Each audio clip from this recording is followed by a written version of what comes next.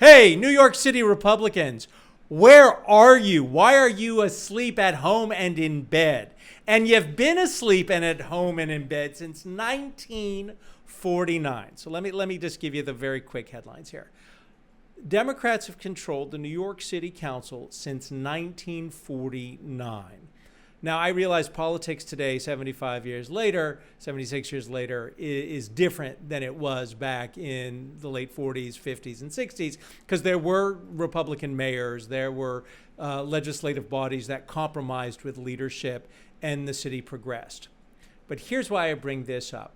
We've essentially had one-party rule in New York City, and you should just know I love this city just about more than anything else. And there are a lot of cities in the United States I love. Yeah, I might have dropped too much acid in college because I love Cleveland, Ohio. But New York City, it's the best. And I never did acid. It's just a joke. But here's the deal about New York City.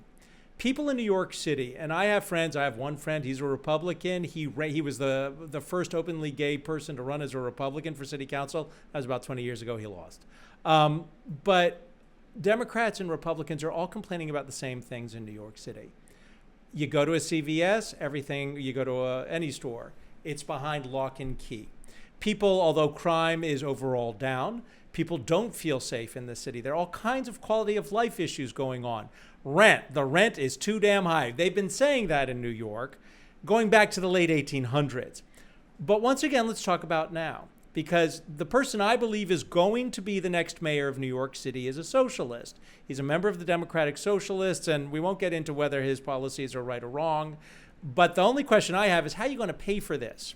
And Zoran Mamdani, there you see him, Mamdani rather, is probably going to try to raise taxes. Forget the fact that everything he's promising, really hard to deliver, like free buses, which, by the way, if you could pay for it, probably is a good idea, but you can't pay for it. And the state has the controlling interest in the MTA, so good luck with the bus thing.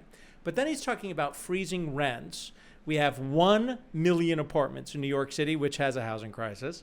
1 million apartments are rent stabilized.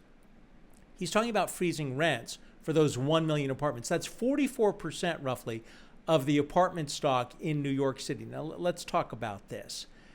The people who've controlled New York City since 1949 have delivered this utopia, and I do love this city, but it is frightfully expensive.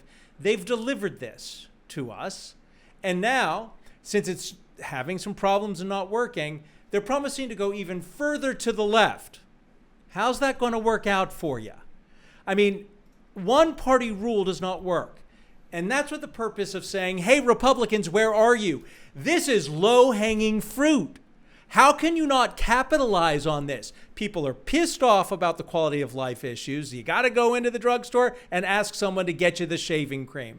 They're upset with the homeless people living in subway stations, not saying we don't have to take care of those who are less advantaged or disadvantaged in our society. But the people, the one-party rule that has done this, has done it because where are the Republicans? Wake up. This is an easy one to start winning. And to say because the 5 boroughs are heavily Democratic is not an excuse. Because talk to Democrats. They are saying the same things that Republicans are saying, which is, what is going on here? And Republicans, asleep at home in bed, is no way to handle this. Wake up, put forth candidates who can lead this city, and let's get back to a 2-party system, which would be the best thing for New York.